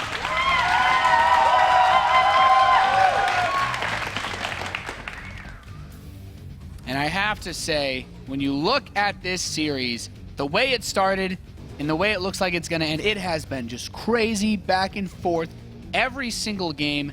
And how often do you see both players kill 20 of each other's workers in the first 7-8 minutes? It's kind of like, you know, this could have potentially happened. We said it. What often happens is like, yes, Terran is going to do a lot of damage on the other side of the map, but then the Oracles fly in and do even more damage. And well, that's exactly what happened. Pigbaby still found himself in a good position after losing 20 probes. And normally if you lose 20 probes at the 8-minute mark, well, you're pretty dead as a Protoss. But he actually was ahead. Unfortunately for him, it didn't connect. Either way, everything or nothing right now for Pigbaby. He's definitely not down and out yet, because if you can 3-0 Tasia, you can also 3-0 Bomber, and he can still win WCS America Premier League Season 2. But Bomber, his unpredictability, his silliness even, makes it also so hard to play against him in a best-of-7 series like this. He might not be the fancy Bomber, the absolute best player in the world that he once upon a time was, but he is so much smarter than he has ever been. I really think there's no other way to put it. Bomber is approaching this matchup so incredibly smart. Yeah, he's made a lot of really good decisions, either with his build orders, sacrificing economy for extra defense, or picking the right time to move out. And we're seeing it again in this map. Bomber, he's actually going to SCV scout. It is a 4-player map, but he's open with that gas first build. He's got the very fast factory, which we've seen time and time again, generally tends to be for defensive purposes. And against Pigbaby, why risk it? He's actually made a disturbingly low number of observers in this series to defend against the Widowmine play. I really think Pigbaby is going to go back right now to what has brought him most success, and there's really no reason. Frost is also such a a map that everyone is familiar with. We see Frost pretty much in every single series, even though the last few days it's been a little less, and in the second part of the round of 16, but before that we had Frost in almost every series we casted. I really think there's no need for Pigbaby to do anything other than his absolute best build, and the build that he yesterday dismantled one of the absolute best players in the world with. I'd be shocked if we don't see him go for Colossus Double Forge this game. Yeah, at this point, you got to stick with what you know works. And if it can beat Tasia, it should be able to beat pretty much any Terran player in the world. So, Bomber, he's the player in this game that has, I think, a lot of freedom. Because we all have a lot of freedom over here, Nate. This is America. When you're up 3-1, you get extra freedom. So these Hellions that Bomber's going to build, we've seen players on this map like Maru go for builds where you try to run just a couple Hellions to scout. It doesn't need to be the same type of committed attack, and that's exactly what it is, just a couple of Hellions to try to run by. But you know, Kev, I don't know how much I like seeing a Twilight Council from Me neither. Pigbaby. You know, normally I really wouldn't mind it, but it's just so weird. Like Pigbaby, yesterday you did so fantastic with this style. You made it look like so easy. It all was so simple, so straightforward, yet so rock solid. Today it's just all different. These two Hellions could actually be a little bit annoying. You really don't want to lose more than 2 workers against this. The probes are lighting up already. Well, there we go with 2 kills, and there's still a lot of HP on these Hellions. Oh boy. No, nice solid number of kills. You get 4. scouting information. 4 kills Bomber is plus happy with that. information. The only thing that Bomber really needed to see was that Twilight Council, and subsequently this Dark Shrine. So I'm interested to see where this goes, because Bomber, he did not see the south side of the main base. If you're a Terran player, you're saying, maybe I want to scan just east of that assimilator. This could definitely work, especially because Bomber is also another Terran that always scans. Like some games he just doesn't even scan, he doesn't care. Apparently James actually told me that a lot of people in Korea call him like the Mule guy or Choi Mu or something like that, he said, just because like Bomber used to never Mule scan. King. yeah, in a way. So, and Bomber is also a guy that definitely cuts a few corners here and there. You know, he makes calculated, risky decisions, which he feels is the right thing to do. And he's had quite a bit of success with it, so who are we to question him? But there is still a little bit of gamble involved in his play every now and then. So this could theoretically do a lot of damage for Pigbaby. Yeah, I still like this. I do like this build for Pigbaby though, because Bomber, as you said, reluctant to scout, but also in this map, he still has not started his engineering bay. At this point, he can't have a missile turret in time for the Dark Templar, and the real question is now, where does the energy on his command centers go? He is halfway to another scan, potentially, so he's not going to have too much energy when these DTs hit. And what's also really important is that right now Bomber has not have a single unit out on the map. So it's not like there is an SCV patrolling somewhere or there is a Marine on an adventure that's going to find a probe or a pylon soon. This is the first unit that's out on the map that could theoretically see something. There's a Warp Prism as well. I love to follow up the Warp Prism, because if these DTs do a lot of damage at first, and then a single scan or even 2 scans is not going to be enough. He's going to need more than that. Now the eBay is going down, but is that in time, Nate? Oh, he's coming up. He's going to split between the bases to force at least 2 scans. SCVs start dropping left and right. Pigbaby, first DT killed in the natural expansion, but now he's in the main. 2 kills already. He's picked off 7 SCVs at this stage of the game, and he's going to run back over. He really wants to get the SCV that's building the engineering bay. He's not going to get that one, but this DT madness is going to go on for a long time. Bomber is going to have to start leapfrogging forward soon with missile turrets. Uh-oh, his stack lab is taking a lot of damage, which is researching Stim. 10 seconds. Oh, if he could cancel Stim, that would be amazing. Oh, the missile turret finishes. SCVs repaired. Wow. Marines kill it. Bomber, he's still in it. Wow, Pigbaby there actually giving Bomber a break. That could have been a lot worse. However, the next threat is already there with this Warp Prism on the south side of the map. It's going to drop another Dark Templar in the main base, and so far there's only a single missile turret at the ramp and one behind the middle line of the natural, but there is no vision in the back of Bomber's main base, so this is still going to be damn annoying. Yeah, Bomber has a lot of Marines moving across the map. This Dark Templar runs in SCVs running away towards that missile turret. He knows if he can just chill there, he should be okay. But now we have to worry about the other thing, and that is the fair share of damage output of this Stimmed Bio army, because Stim did finish up, and it's 2 medevacs, and Pigbaby, yeah, he has 2 Immortals, but his units are a little bit out of position. Pigbaby is not aware at all that this army just marched across the map. Pigbaby can end up losing his Nexus over here, Nate. Yeah, he's going to run in. He's coming in, or focusing on the Nexus. Nexus cannon is activated. Sentry's coming down with Guardian Shield, 2 Immortals. But that Nexus, Roddy, he's going to focus it. He will destroy it, then pick up and fly away. 1 medevac snapped up, though. Definitely stifles his fighting power. Yeah, well, that's one way to even things back up. Yes, Bomber lost a lot of SCVs, but now Pigbaby has way too many workers for a 1-base economy. So Bomber is definitely is going to have a lot of time to catch up. And that second Warp Prism, or that second DT, wasn't actually as annoying as I thought it was. Bomber now with an additional missile turret. A pretty big blunder there by Pigbaby, just not having any map vision at all, being a little bit too occupied with his DT harass, which was going fantastic, but for the first time I think in this tournament it happened that Pigbaby had no vision of an army marching across the map. Yeah, and the Star Templar swoops in, kills another few units. Oh, picked up a nice hot pickup on that Warp Prism to keep the Dark Templar alive, and that makes it so annoying. That's another scan he's lost. He's warping in another Dark Templar to double the harassing power of this force. Pigbaby is marching across the map again. He has Blink Stalkers this time with Immortals and Sentries, so there is definitely a lot of potential damage output. 2 medevacs are moving out. Well, okay. This is going to get awkward. Again. Yes, again. Like every single game between these 2 guys. These 2 medevacs. Oh, the Observer! The Observer is going to see it, but what do you do if you're Pigbaby? Do you go back or do you go all the way? He doesn't have his Mothership Core with his army. He can't recall. He's... Oh, Bomber, you're missing, No, you're missing your my mark just God. a little bit.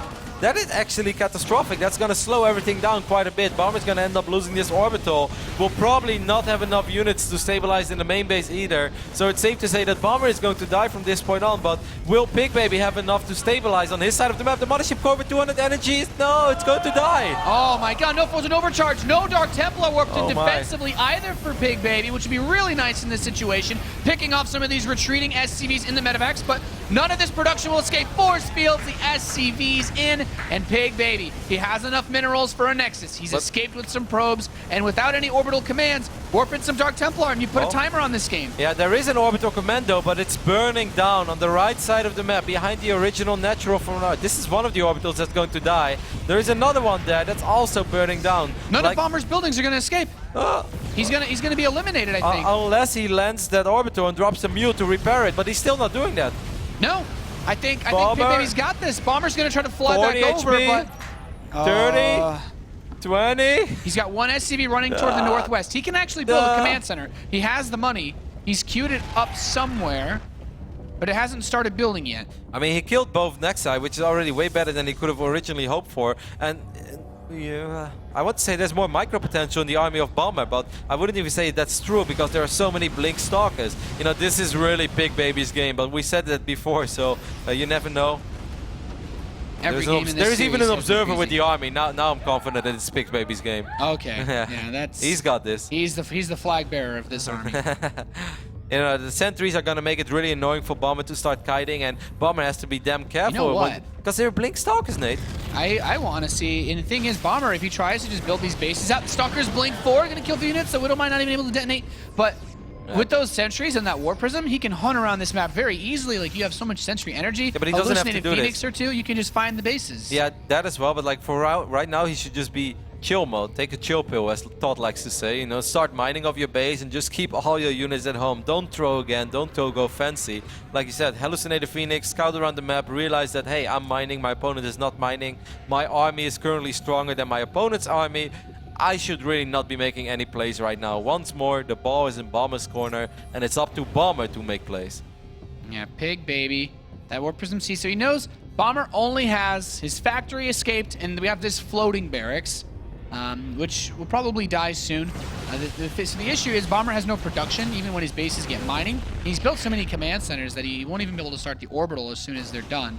Yeah, and I don't even know if he has how many. He has 5 SCVs that he can mine with. I think these are the final seconds of our game on Frost. Pigbaby is trailing 3-1 in this series, but he has a Nexus, something that Bomber doesn't have. Bomber is going to go for the Nexus, but that means he's going to lose all of his units. He gets it. There's actually not enough money for Pigbaby to build another Nexus. No. Oh my God. Oh my God. I cannot believe he just did that. There are only a very few places you can hide a floating building on this map. Bomber is so incredibly sick. There's only 1 or 2 places where you can hide something from a stalker on this map. Nate, I really thought we've seen it all today, but this is absolutely insane. Bomber's game sense. This series has actually given us everything you can see in this matchup. This is just, it's getting to the point where it's really stupid. You said there is...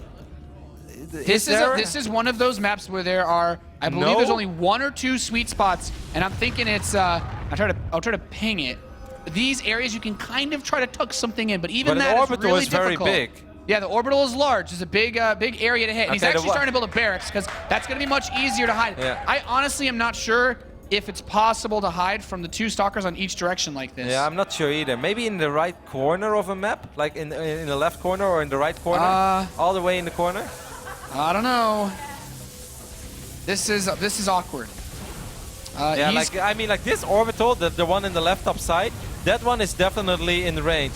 In my infinite knowledge of getting in awkward base trade situations, I can say that this is not a good spot right here. Okay, now this orbital is going to eventually die. This situation happened between, I believe it was either Byung or Flash against CJ Entis Heroes. The exact same scenario. He tried 3 different spots, and the Stalkers were able to hit him in each one of them.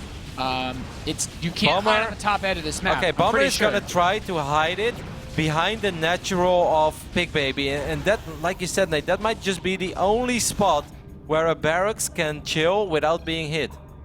Command center too fat. Bomber knows. But a barracks on the other hand, Nate, a barracks been on a strict diet. Ate nothing but Marines for the longest time. That's right. Marines are pretty lean. These medevacs, I guess he's going to lose some of this. He's like, other 2 is 10 and 8. Oh, he wants him to actually come try to kill it. He's like, please try to kill this because I don't want to waste I don't want to waste too much time with this. Yeah, I think this barrack, well, yeah, I think, yeah. This barracks, maybe. If the barracks goes a tiny bit more south, I think the barracks might be doable. I'm not sure. He needs to hold position it because the hallucinating I Phoenix think will the make it barracks move. should have been at the position of the orbital of the command center. Look, he's like repositioning the orbital. But I feel like if the barracks was where the orbital is, don't you think that would be better? Because I feel there is more. Yeah, if the barracks was there, he would. I actually don't think he can hit that orbital. Yeah. I don't think it's doable. Well, we're about to find out. Let's take a look at the orbital command flow. Stalker? Stalker, please. Come on, Tom Brady, the Stalker. Pete Manning. Probe. Okay, the barrack. So the orbital? the barracks can be hit, but the orbital, he hasn't really focused too much yet. The barracks. He's found the sweet spot. Has he? The command center's under fire. That's it. It's over. There's nothing Bomber can do. Is the barrack still being shot at as well? Yeah. You're right. This map Wait, all right, is one set more up time. perfectly. But now this time the Stalkers will be able to shoot it from the north side. Yeah, I think that Pigbaby is going to be able to do this after all.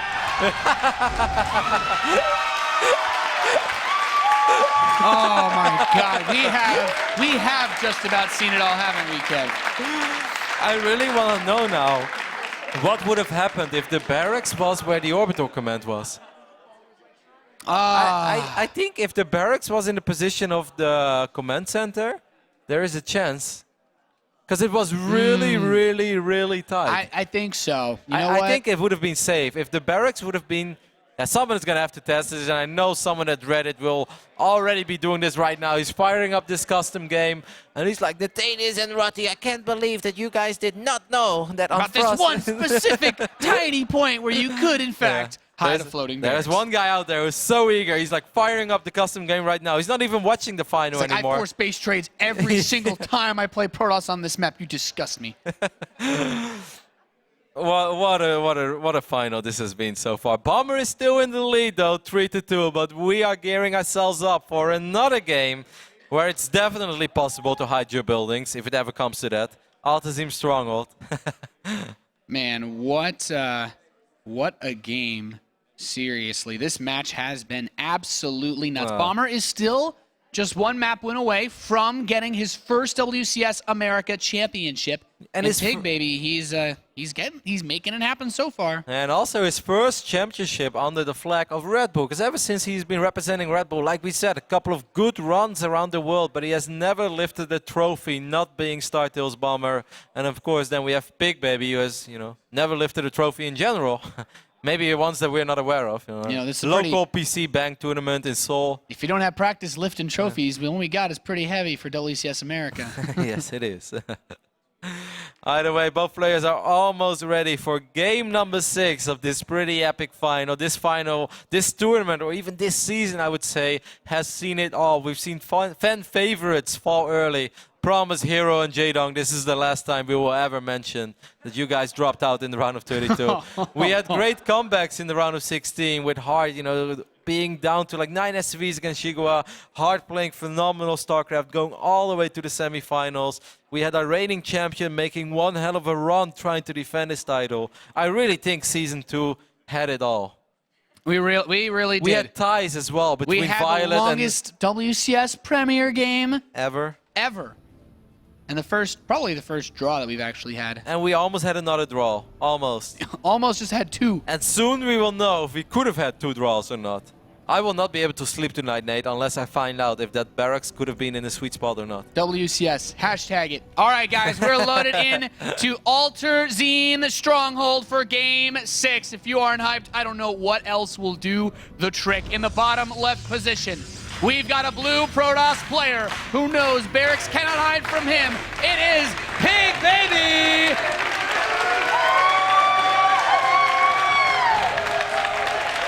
And his opponent in the top right, still just one game away from a championship. in red. It is Red Bull's Bomber!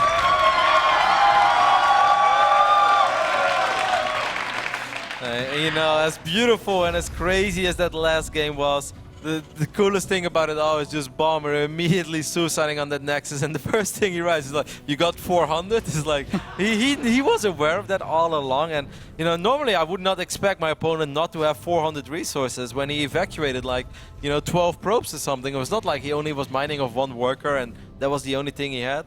But Bomber having the snap call there and almost still forcing that game to go into a tie. Kev? What if Pigbaby just said yes? 400 minerals. Then it's happened to you on ladder. Don't deny it. Yes, I've been that Protoss. I will not deny it. And the guy turns out he has nothing. He's like, "You got money for a Nexus?" Yeah, man. He's like, "Ah, GG." He watches the replay. "You liar!" Sorry, man. Got ladder points. That's all that matters. Doesn't matter. Got ladder points. So this game, Bomber is really committed to this fast factory play. I'm a huge fan of this. You know I like to open up with factories, Rada. Usually not quite as economic as Bomber, but it's certainly a very versatile opener. But this is the quickest factory build that one could wish for. Factory going down at 3:05. They really don't come much quicker than that. Now we've seen Bomber do this against Alicia. Now what happened was Alicia sent out in the probe scout. He saw this opening. The probe left the base. Bomber is like, not in my factory. Let me just follow this up with a double command center, which is so weird, so unusual. And I really think it had a lot to do with the fact that Alicia scouted it. If Pigbaby does not probe scout or just does not scout this in general, will Bomber actually go for some crazy Hellion build once more? Or is it going to be Widow Mines, or what is it going to be, Nate? The world is his oyster, Roddy. He's got a very fast factory with even just one Marine. So we could see then another quick Hellion play as well. I love the tweet there as well from CSC Cass, I believe it was, saying that, I love StarCraft. I can't stop smiling. Well, it's the same for us, and I think it's the same for most of the people here in the studio. Everyone's just having a jolly good time. Yeah! Everyone's smiling. It's happiness all around. This is the beautiful game that we decided to play. This has definitely been this a or finals Immortal to remember Century so far. Yeah, well, there's that. There's that. I love those two. Only 33% of our audience loves those, but Centuries, Immortals. all the beautiful things in life, Nate. That's what Protoss dreams are made of. This probe actually runs by the Hellions, and I like that he doesn't use the Hellions to kill the probe, even though he sees the factory. He wants to get them across the map as fast as possible. And Pigbaby is going to open once again with a Stargate. I think I know what's going on over here, because if Pigbaby wins this game will go into Game 7, the rubber match, and that's when, in Game 7, he's going to open up with 7 observers. This is all part of his big plan. And you know what? The scouting pattern, there's a triangle in the center of the map, so Illuminati confirmed as well. We can throw that one in there. 2 Hellions running into the main base. Last time Bomber got 4 probes, which I think was okay. Pigbaby said, not this time. Let me just use Photon Overcharge for your 2 Hellions. And that's going to make his life a little easier. Bomber might still get another probe over here, but shouldn't get much more than that. Yeah, just a probe. A probe is nice too, when you can get scouting information in situations like this. Did the Hellion see the Stargate? Sorry, I was daydreaming.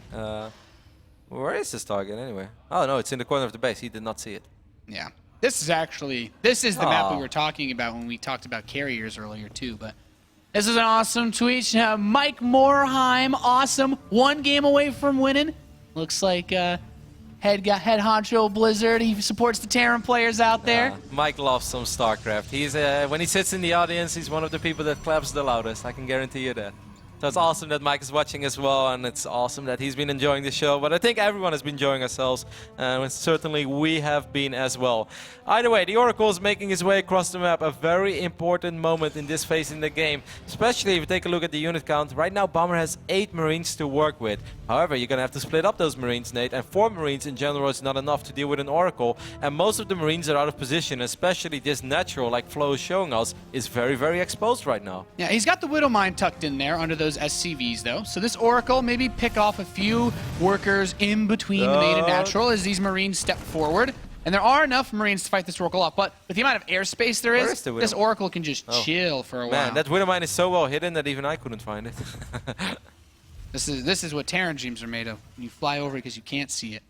No, this Oracle will come in. Nightmares, we call those things, Nate. Stop being so biased.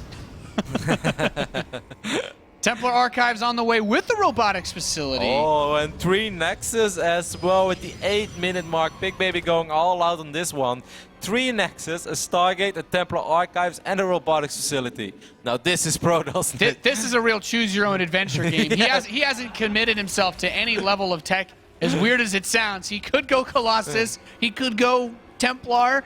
The world is his oyster. This is like he spinned the Wheel of Fortune, but it just kept on spinning. It got so he's stuck like, in between the yeah, two. He's like, I guess I'll do it all.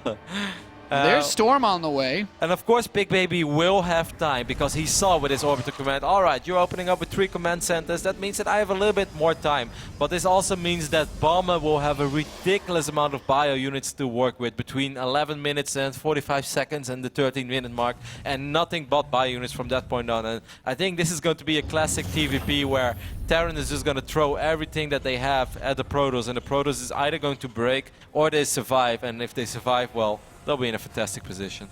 Yeah, things can get a little bit crazy in this stage of the game as War Prism's going to come into play to help with the Storm. There's already been 1 Templar banking up some energy and 5 gates being added. Pigbaby, he's getting ready to put on some pressure. This is really interesting. I don't think it's necessarily pressure. I think it just needs the infrastructure. The Oracle is actually exposed. Bomber. Wow, Bomber made a small mistake there, as he could have actually move commanded below the Oracle, and then it would have been a guaranteed kill. But he shot from it from distance, so he kind of pushed the Oracle out of the way. Of course, Pigbaby is enjoying a nice economic lead now. But you know, Nate, what's really interesting is that Pigbaby is playing this in a very traditional, old-school way. No Colossus, opening up Charge and Storm. The main reason why a lot of Protoss players don't do this anymore is because Widow Mines are so scary. Then again, Altazim Stronghold, cross-map. Are Widow Mines really a viable option for Bomber? Probably not. It's crazy because Storm drop? Storm drop? Oh, his Templar's going to come in, and there's the Storm on these SCVs. Not too shabby. 6 worker kills, but he wants to still get that Templar out of there.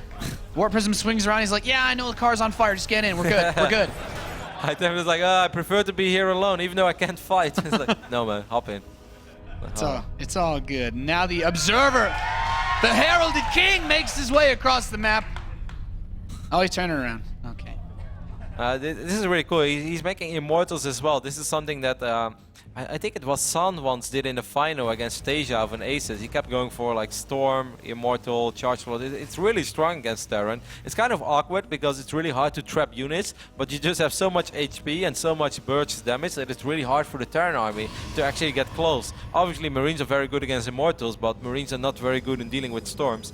So this is really interesting, and it will all come down to micro. I think if Bomber knew what we knew, he would still throw in a bunch of Widow Mines in the mix. But Bomber has been having a very Bomber-like approach to this matchup, and he has it scouted since the first 2 Hellions. Has no idea what's going on. For all he knows, he's playing against carriers again. I think he knows there's Storm on the map, though. There's at least that. He saw that. I am surprised in that regard not to see even a Ghost Academy built. He's going to rely on splitting and Widow other Mines. things. Yeah, he has 4 Widow Mines already. He went back to producing Widow Mines, so there are 2 more on the way. So Bomber is like, yeah, this is cross-position Altazim, doesn't matter. Widow Mines are still going to be good. And Bomber was actually one of the Terran players that I think in general inspired Blizzard to change the Widow Mine, because Bomber was one of the very first to use the Widow Mine before it got buffed against Protoss. And then Terran and then Blizzard was watching, and they're like, hey, that's actually really fun. This makes games exciting. Maybe we should do this. And obviously a lot of Protoss players were really sad. But Bomber has a lot of experience with this. This is everything or nothing. 109 army supply for Bomber against 86. He has Widow Mines. He has the setup that he likes and wants. And he's going to fight with sort of even upgrades or even a small upgrade advantage. But there is Storm. And those Widow Mines are helping to just chunk out these Zealots every passing moment. And this army supply is just getting higher and higher for Bomber. He has a crazy amount of units on the field. But this Warp Prism still alive, ready to drop in another Storm, another wave of Zealots into Bomber's 3rd base. The Colossus transition is on the way. No, Immortals, what are you doing? These Immortals, no. Oh my god, no, go back, you're not that strong. Oh my god. You can't do this on your own. Go home. Now, if you have that guy on your side, you have to feel confident going into battle. There are war stories about that Immortal, man. He scared away 119 Terran army supply. That's crazy. But, you know, the good thing for Pigbaby is he's getting closer and closer to the Colossus, but this is the scariest moment. Again! He's pushing the army back. There are storms. It's hard for Bomber to engage, and Bomber is losing a lot on the other side of the map because of the War Prism. Bomber really has to make this happen real soon, Nate, because as soon as there are Colossus and High Templars, it's going to be really hard, especially being in an economic deficit. Yeah, there's a lot of Zealots moving in. No more storms with this army. The Oracle's going to step forward to help reveal these Widow Mines, but still, being able to keep these Widow Mines alive is quite nice. Mothership Core steps a little close. Time Warp slows things. Oh, he's bringing a lot of those Zealots out of his base. Yeah, they're all over the map. There are only 24 SCVs remaining for Bomber. Bomber SCVs are going out of the way as well. This is a super all-in right now. Will Bomber be able to win WCS America, or will it go to Game 7? Perhaps the Game 7 we deserve after this final. Yeah, he's moving forward. There's still a lot of Immortals to help against these Marauders. The one Colossus without range, very close to this army, but it seems to be enough from Pigbaby to stop him. GG. We're going to Habitation Station, boys. Unbelievable. What a finals this has been so far. I really don't know what more can we possibly ask StarCraft fans. Pigbaby evening things up in his first grand finals ever on such a big stage against Bomber, the experienced player. But it's been a while since he won as well. How do you even imagine? You know, I feel sorry for the guy on Team Liquid who does the write-ups. How do you write up this final so far, Nate? I don't even, man. I have absolutely no idea how you describe a match that's been this awesome, this back and forth, and really, I was scared when I saw how well Pigbaby played versus Tasia yesterday, because I was walking around, I was talking to some people, I'm like, man, if Pigbaby beats Hyun, I'm really scared for Bomber. I would have put a lot more hype at the start of this top 8, this top 16. Said Tasia, of all the Terran players in this bracket, should go the furthest. Not necessarily Bomber, maybe pulled after, but Bomber has really shown just an unprecedented level of preparation and decision-making in dealing with everything that Pigbaby's thrown at him. But it all comes down to one last game. Yes, it's a best of one for basically $25,000. Of course, the loser of the final will still get $15,000 as well and 1,000 WCS points. But if you win this one, then you're almost there at BlizzCon at the end of the year because you get 2,000 WCS points. And it's played on Habitation Station, Nate. Could this be a $25,000 liftoff? That would be Hashtag NASA. That'd be one expensive move, Roddy. We're just about loaded in. Oh my God, he's doing it. You know what? I can't believe it. I gotta say, sometimes these ships were meant to fly, Roddy. Well, Bomber has wings, of course, as he is our red Terran player spawning on the left top side of the map. And he decided to risk it all with this lift up. Give it up one more time for Red Bull's Bomber. The $10,000 liftoff. And his opponent, who will have to deal with a very aggressive final opponent game in the top right. The blue Protoss player, it is Pigbaby! I don't even want to try to seriously analyze what we can see, Nate, but we're going to do it one more time. Bomber did do this against Alicia as well, and he did it in a very unique Bomberish way. Opened up with 2 Rexes, dropped the factory, then get 1 more Rex, and then followed up with a sort of pseudo 1-1-1 old school timing with tanks. It looked very powerful, and you said you went at home, and as the dirty Terran that you are, you did it as well. Dude, I woke up at 7 in the morning just to do this to 3 guys, and they all told me to do mean things to myself because this push was so difficult to stop, even I could win with it. And I would not be surprised to see something similar from Bomber. There are many Terran players who lift off to the gold, but Bomber, the way he does it is his own. And all right, well, Pigbaby I'm excited. Throws on the scout. Yes, the probe is going to see it. Of course, you'll see the SCV's mine of the gold base immediately. For the last time, we can enjoy this beautiful shot of both players, their first-person view. So much on the line. What a finals we had so far. This has been really, truly awesome. This has been, I'd say, one of the most enjoyable finals I've seen in a long time. And it definitely has nothing to do with the fact that there's a Terran player involved. But, man, it has been awesome. Bomber getting that gas. It did help, didn't it, Nick? I mean, it helps a little bit. No shame in being slightly You know biased. what, though? I'd say even if it was PVZ, if we saw carriers and seven observers, I would still be very pleased. No, it's been a phenomenal weekend. As this is our final game, we're going to do shout-outs one more time. Of course, big shout-out to James, our awesome observer. Big shout-out to, the translator. Big shout-out to Flo for awesome observing throughout the entire weekend. And also, I want to give a special shout-out to Ken Silva, who's basically the mastermind behind all this. You guys don't know him, but we do know him. He is Canadian, he's very nice, and he's phenomenal at his job. Without him, Nate, this weekend would have not been possible. That's right. A lot of awesome people came together to make this all work. And of course, big shout out to all the people in the production crew as well. Can't forget those. Too many to name, but they're all awesome. They're all very awesome. So, Bomber, he's got 100 gas. He's going to start this factory up, and this is looking like the build he busted out against Alicia. The one that, if you're a Protoss player, well, you should be happy that at midnight tonight, you will probably never have to play this map on ladder ever again because it is a scary push to stop. It is, and Pigbaby, he did have some homework to do about this, Nate. Like, he saw Bomber do it, and he knew we are playing a best of 7. There are no map vetoes, so if I play Bomber on this map, there is a chance he's going to do it. Well, the funny thing is, like, Nate and me actually spoke about this build this morning while driving to work for like 30 minutes, and we're like theory crafting a little bit. I thought the best thing that... Oh, okay, this is not what I thought is the best thing that you could do against it. You thought the guy could build a Nexus in the center of the map? Yes, I thought he could build a Nexus and then Photon Overcharge Rush. I thought that was a great idea. Yeah. I mean, the one guy did that to me before he made mean comments when I killed it, but that was... No, that's actually... I mean, that was my backup idea. I thought that could work after you mentioned it, but I think just the silent 1 gate fast expand into a Robo, 2 more gates is probably your best choice, or 2 gateways into Robo so you have enough Stalkers to kite the Marines early on. Either way, Pigbaby has his own approach, and he decided to warp in the Stargate, and what does this even mean, Nate? Defensive Tempest? I hope so. You know, when you're playing against non-stim Marines, It's actually pretty good. you're giving me like this weird vibe for carriers again. Oh, I don't know how many more eons it will be until we see another. But Tempests are better than carriers, though. In this position, especially, I guess a 1-base But Terran. an Oracle makes sense, though. Yeah. You want to keep. Oh my God! Oh my God! No, in game Another 7. free bacon. Game 7 of It's WCS. happening. I want this to be Tempest. Nate, this is my true calling in life. If Pigbaby decides to go for Tempest now, I can die as a happy man. I've seen it all. This All right, well, either way, this... oh my God, Bomber just picked up all of his Marines. This could be very tricky as well for Bomber. He doesn't really have a whole lot of anti-air in his mineral line right now. Yeah, this could get Oh my really God. dicey back home. He's moving all 3 of his Marines. forces out. He is building 3 Marines at a time. The Oracle is actually scared to run in because he's not sure if there's a Widow Mine tucked in there. Tank is on the way.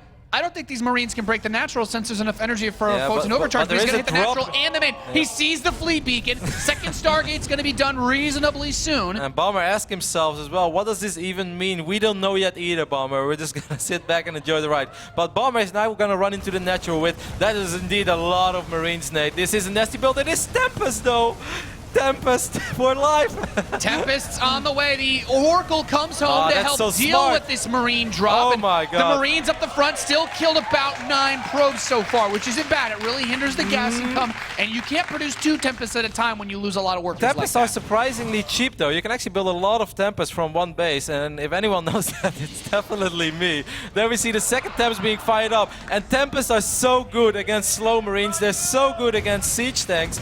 I really think this is like the most brilliant call that Pigbaby will make in his life, and he kills the medevac as well. Oh my God. Bomber, this is. I think he's got it. This is a very tricky position to be put in. You mean you're building 1 Viking at a time Nate, versus 2 Tempests? I believe in the thing called the Tempest. You know that, and this looks so incredibly good right now for Pigbaby, in my opinion. Like, I just don't see a way. I mean, Bomber is going to pull everything that he has. He has 1 Viking in the mix. How many Marines are we looking at? 17. But even if he kills the natural, that is not enough. Because these Tempests from the high ground can put out so much unanswered damage. Because of the range. Yes. It's nuts. I mean, he's going to activate the Photon Overcharge. By he the doesn't time even he kills, have to. He's going to lose most of his Marines by the time he even kills the Nexus. 2 so he can't Tempests. attack. 2 Tempests is enough to 2-shot Marines, and Bomber right now is one. Is the Oracle still alive? Yes, it is. So he has Envision as well for the Widow Mine. Bomber cannot make this attack work. What a brilliant, absolutely phenomenal call by Pigbaby. This is so incredibly smart, Nate. I'm really turned on right now. I'm sorry. This, you know what? Even as a Terran player, it's hard not to feel something when you watch this happen because this is something special. Pigbaby is giving Protoss players the answer they've searched for right before the new map pool comes in. As turns out, double Stargate Tempests. Like I said, like you can build Tempests so quickly. There's no stim on these Marines. How are these Marines gonna get close? You need 5 Tempests to one-shot a Viking, but he's doing so much damage already. He can micro the Tempest a little bit as well. He got the Oracle, so that's something for Bomber, but there's so much HP on all of these Tempests, Nate. I don't think that slow Marines will ever kill 6 Tempests. I don't think so, Kev. He's pulling everything up into the main What a base. phenomenal, Widowmine helps to kill the legendary Stalkers, but finals. it's not enough. Pigbaby will be your WCS America Premier League Season 2 champion. What a phenomenal finals. This is truly a finals to remember. This guy that we knew so little about in the round of 32, we know so little about him in the round of 16. He has gone all the way, a royal roader of WCS America, and in what style, Nate? If you talk about, you know, sometimes people like playing very boring or very straight up standard, cheesy, this guy has shown us everything. This is certainly a finals to remember, one of the best series, and I'm glad I shared that one with you, Kev. Let's hear from the winner. We've got Josh on the main stage. Let's hear from our new champion.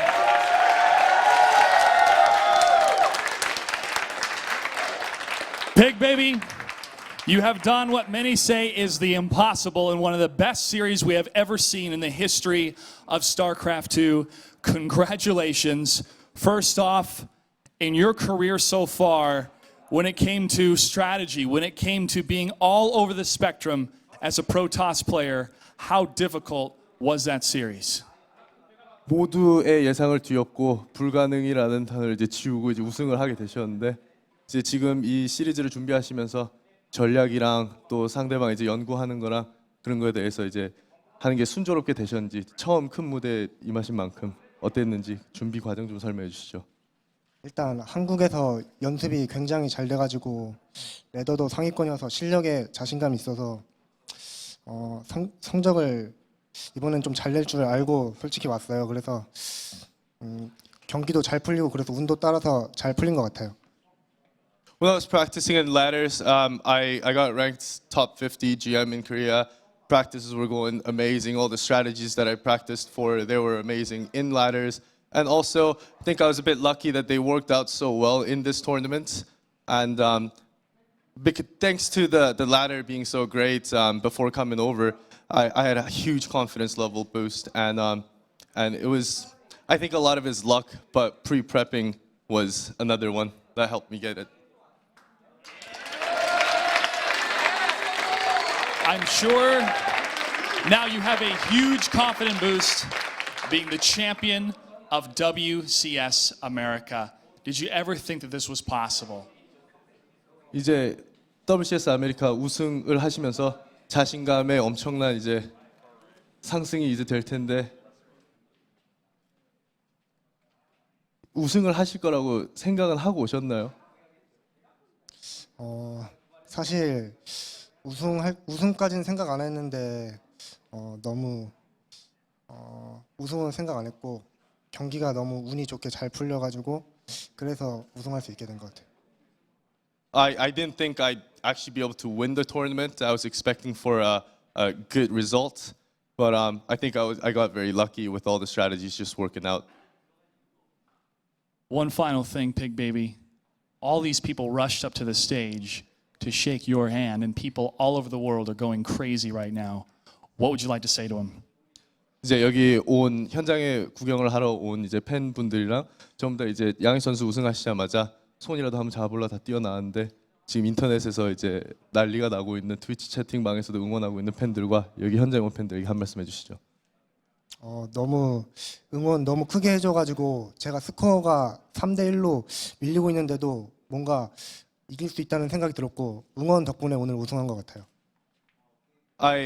I'd like to give a big shout out to all the fans, the loud fans cheering here, and also on the internet. And even though I was behind 3-1, I think it was all possible because I knew that I had all the supports from you guys in the past 2 weeks. Congratulations again, Pigbaby. We're going to hear the final thoughts from our commentators and then the awards ceremony. Stay tuned. Thanks, Josh. It has been a fantastic finish to the second season of WCS America Premier League. I couldn't have asked for better finals. If I wrote a joke script for the builds they would do, I probably would have had carriers. I probably would have had Tempest, and I probably would have had a gold base. You can't ask for more. And I probably would have had an almost tie that actually could have turned into a tie after all. So we were onto something. Absolutely ridiculous finals. One of the most fun finals that I've ever seen. And I think the most fun finals that I've ever casted. And I've casted quite a few tournaments over the last 4 years, Nate. So I really have nothing else to say. I think, you know, we're going to quote Ronald Keating on this. I think sometimes we say it best when we just say nothing at all. It was beautiful. Truly a beautiful final. Fantastic play.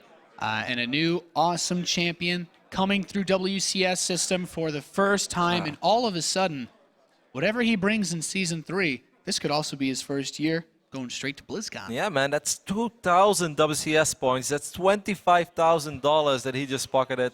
An absolutely amazing run, and I'm really sort of like lost for words because I don't really know what to say. We've just saw some of the coolest games. I have a really big smile on my face as well. Reading all the tweets, I want to thank, of course, the community at home for reaching out to us throughout all the days. You guys can always follow us at Facebook.com, or excuse me, Twitter.com/StarCraft, Twitter.com/ESLTV, #WCS, and of course, thanks for all the personal tweets towards Nate and me as well. You guys should follow Nate. He gets really happy when you do that. Twitter.com/NathaniusTV. And of course, make sure to follow Pigbaby, our champion, SE2_Pigbaby. And last but not least, follow Bomber as well, as I believe it's just SE2 Bomber, correct? Yeah, I believe that's right, at Rotterdam 08. No, my Twitter is not important, Nate. We don't do that. We do everyone else other than me. But you take some great selfies. I do take some great selfies. That's all about the Instagram. You're going to get the championship If I one become next. an Instagram hit, then I'm going to post like, you know, Roddy on the beach in his shorts. We need to get one with the champion, with the trophy holder. That's what we need. We'll get a good selfie up there on Instagram later tonight. Either way, I just want to thank everyone at home. And one more time, I want to thank our phenomenal audience, not just today, but also yesterday and the days before. So guys, one more time, big round of applause for yourself. Well, Nate, before we're going to throw it over to the stage, do you have any final words? This will be the last time that you have your chance to speak. I've had an absolute blast working here. It's our first time we've run this production from California, our new studios in Burbank, and we hope you guys enjoyed the broadcast.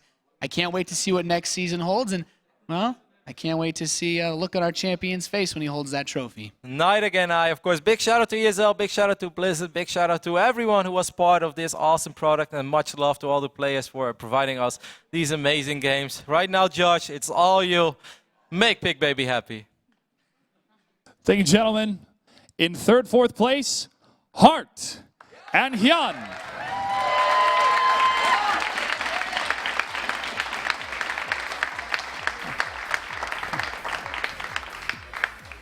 In second place, Bomber.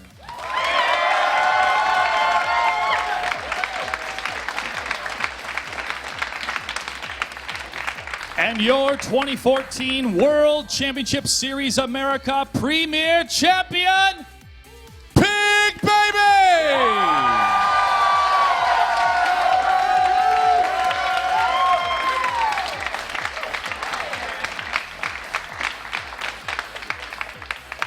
Congratulations, Pigbaby. You'll be taking home $25,000 and 2,000 WCS points. And a trophy that weighs over 35 pounds. Be careful.